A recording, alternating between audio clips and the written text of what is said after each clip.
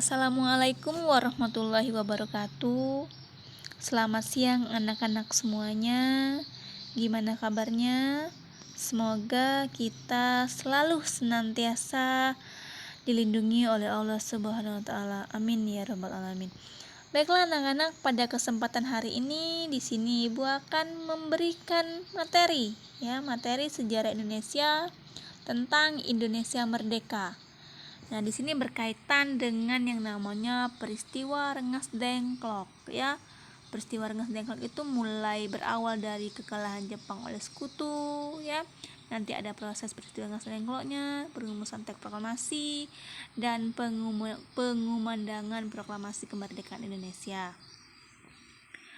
Seperti itu ada foto ya. Di sana ada foto pengeboman kota Hiroshima Nagasaki dan proses penyerahan Jepang kepada sekutu ya. Pada tanggal 6 Agustus 1945, bom atom pertama diledakkan di kota Hiroshima oleh Angkatan Udara Amerika Serikat ya. Selanjutnya pada tanggal 9 Agustus 1945 bom atom dijatuhkan di kota Nagasaki ya. Kehancuran kota Hiroshima dan Nagasaki ini telah menjatuhkan semangat dan martabat bangsa Jepang.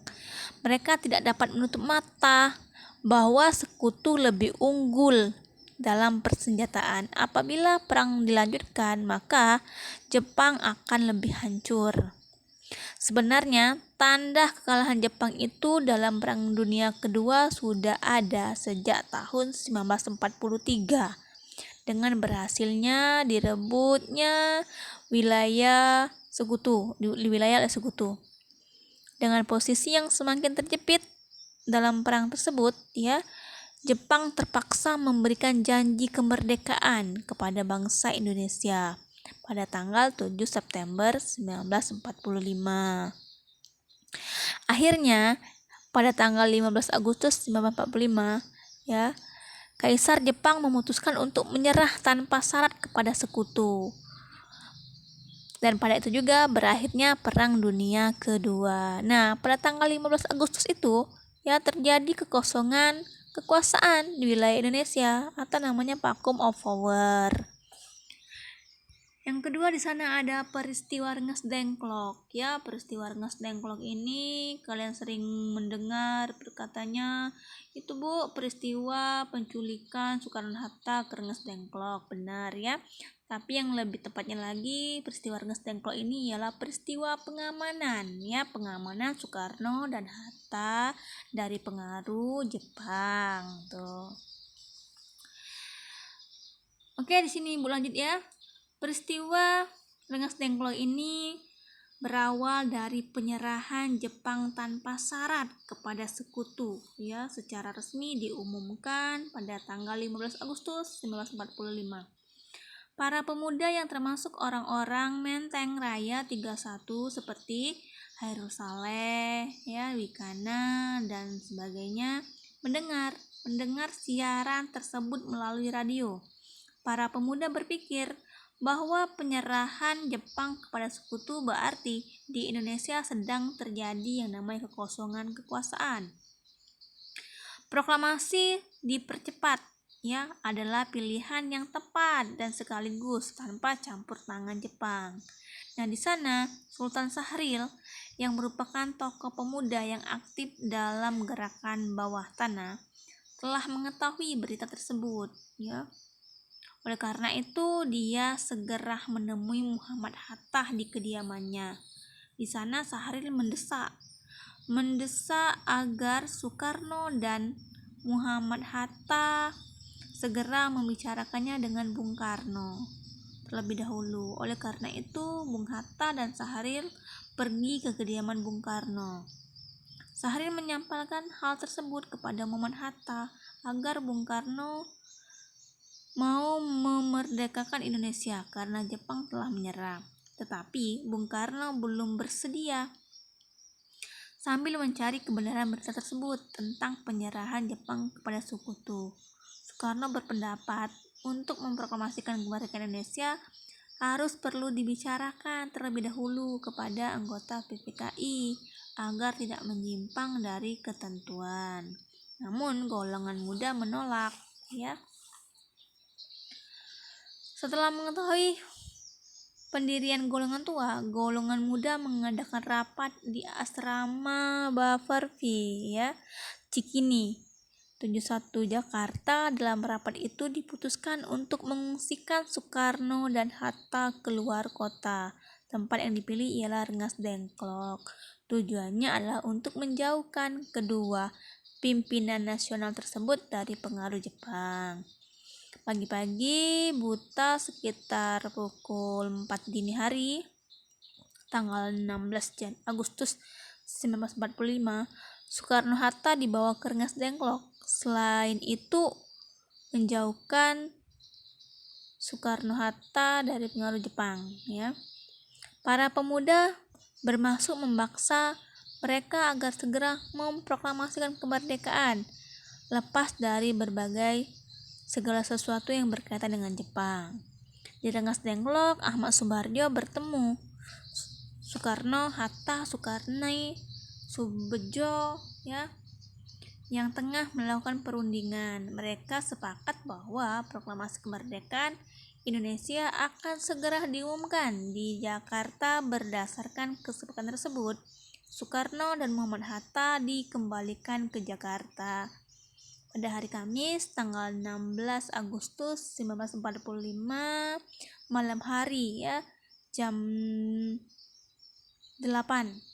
Rombongan berangkat dengan 3 mobil kembali ke Jakarta.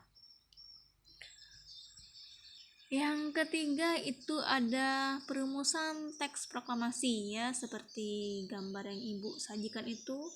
Ada perumusan teks proklamasi dan ada pengetikan, ya, yang dibahas oleh para tokoh-tokoh perumusan teks proklamasi. Setelah sampai di Jakarta, para tokoh bangsa segera menuju ke rumah Laksamana Muda Meda di Jalan Imam Bonjol nomor 1 Jakarta. Mereka di sana membicarakan tentang penyerahan pemerintahan Jepang kepada sekutu, serta tindakan yang harus dilakukan berkaitan dengan tuntutan pemuda tentang proklamasi kemerdekaan Indonesia. Tidak lama kemudian, Soekarno dan Muhammad Hatta menerima panggilan dari Mayor Jenderal Nishimura. Ketika bertemu Soekarno dan Muhammad Hatta, Nishimura menegaskan bahwa Indonesia dalam status quo, sehingga rapat PPKI tidak boleh diselenggarakan. Disitulah mereka menuju ke rumah Laksamana Muda Meda dengan visi Indonesia segera merdeka tanpa melibatkan Jepang. Perumusan teks proklamasi kemerdekaan Indonesia berlangsung di rumah Laksamana Muda Meda. Tokoh perumusan proklamasi kemerdekaan ialah di sana ada Soekarno, Muhammad Hatta, dan Ahmad Subarjo. Kata proklamasi itu andil dari Bung Karno, ya. Dalam kalimat pertamanya, kami bangsa Indonesia dengan ini menyatakan kemerdekaan Indonesia, itu dinyatakan oleh Ahmad Subarjo, dan kalimat hal-hal yang mengenai pemindahan kekuasaan dan lain-lain diselenggarakan dengan seksama dalam tempo yang sesingkat-singkatnya, itu ialah andil dari Bung Hatta.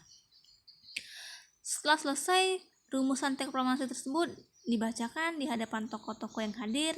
Pada saat itu juga muncul persoalan yang akan menandatangani naskah proklamasi. Di sana Soekarni mengusulkan agar yang menandatangani naskah proklamasi cukup Soekarno dan Muhammad Hatta atas nama bangsa Indonesia. Kemudian disetujui oleh hadirin. Selanjutnya konsep teks proklamasi diketik oleh Sayuti dengan perubahan-perubahannya.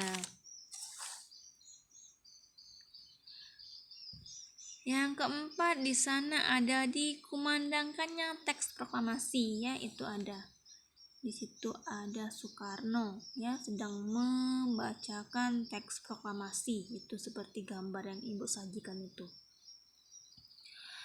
Pagi hari tanggal 17 Agustus 1945, di halaman kediaman Insinyur Soekarno ya, didapati oleh sejumlah massa yang berbaris dengan tertib untuk menjaga keamanan kegiatan pembacaan teks proklamasi. Dr. Mawardi meminta kepada Cudanco Latif Hendradiningrat untuk menugaskan beberapa orang anak buahnya agar menjaga di sekitar rumah Soekarno. Ya. Wali Kota Jakarta Suwirjo meminta Mr. Wilopo untuk mempersiapkan peralatannya seperti mikrofon, beberapa pengeras suara lainnya. Di sana juga ada beberapa orang pengibar bendera ya, sedangkan sangsaka merah putihnya itu dijahit oleh Ibu Fatmawati sendiri. Kemudian tepat pada tanggal 17 Agustus 1945, Soekarno dan Muhammad Hatta memproklamasikan kemerdekaan Indonesia. Pidato itu diucapkan oleh Soekarno pagi hari Jumat ya, pukul 10 pagi di halaman rumah Soekarno, Jalan Pegasan Timur nomor 56 Jakarta. Ya, itu kurang lebih dihadiri oleh 1000 masyarakat ya. Tuh, mulai dari pejabat, masyarakat, dan lain-lainnya.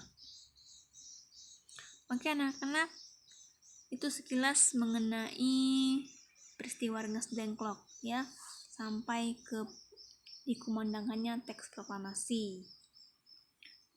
Sebelum Ibu akhiri pertemuan kita pada hari ini, di sini ya Ibu akan memberikan tugas kepada kalian ya. Tugasnya bukan bentuk pertanyaan, melainkan di sini kalian membuat ringkasan terkait dengan foto-foto yang Ibu kasih itu ya, mulai dari pengaboman, penandatanganan, perumusan teks proklamasi sampai dengan pengumandangan teks proklamasi ya. Ringkasan tersebut kalian tulis di kertas 1 lembar, nanti hasilnya kalian kirim ke WA grup ya. Tuh. Kalau ada permasalahan mengenai materi, boleh ditanyakan Ibu lewat grup kelas ya. Mungkin itu saja. Ibu akhiri, wassalamualaikum warahmatullahi wabarakatuh.